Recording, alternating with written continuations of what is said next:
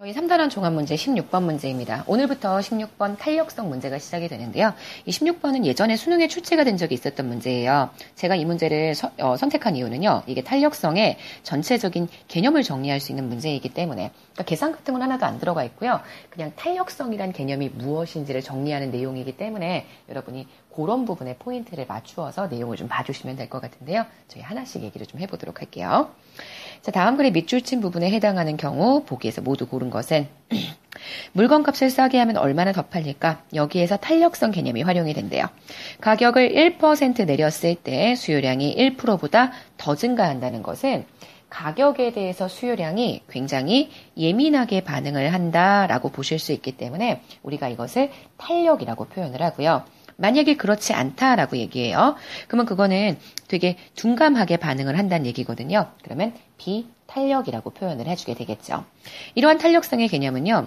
소득의 변화에 따른 소비의 변화나 또는 이자율 변화에 따른 투자의 변화. 소득이 변화하는 거에 따라서 소비가 변화한다라고 얘기하면 소득이 변화할 때 소비가 많이 변화한다. 탄력. 만약에 소득이 변화할 때 소비가 적게 변화한다. 비탄력. 이런 얘기일 거고요. 자, 이자율 변화에 따라서 투자는 대출을 통해서 이루어지니까요. 이자율에 따라서 대출이 당연히 움직일 수밖에 없잖아요. 만약에 예민하게 반응한다. 그럼 탄력. 둔감하게 반응한다. 그럼 비탄력. 우리가 이렇게 설명해 주는 게 가능하겠죠. 기억부터 가볼게요. 소득이 좀 증가했어요. 소비가 되게 많이 변화하면 이건 탄력이거든요. 근데 소비가 거의 변화하지 않았대요. 그러면 이거는 비탄력 되는 것 확인하실 수 있기 때문에 기억은 X고요. 그죠? 죄송해요. 기억은 O고요. 우린 비탄력을 지금 찾아줘야 되는 거니까요. 이거는 맞는 표현이 되고요. 자, 니은이에요. 이자율이 1% 하락했는데요. 투자가 무려 3%나 증가했어요. 그 얘기는 되게 많이 증가했다는 얘기잖아요. 그래서 우리가 탄력이라고 설명을 해줄 수가 있을 거고요. 디귿이에요. 휘발유의 가격이 올랐어요. 그랬더니 휘발유의 가격이 올랐음에도 불구하고 수요량이 됐다 조금 감소해서요.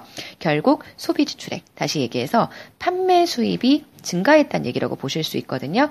그러니까 가격이 올라갔을 때 판매 수입이 증가한다. 결국 휘발유 소비 지출액도 증가했다. 결국 무슨 얘기냐면은요.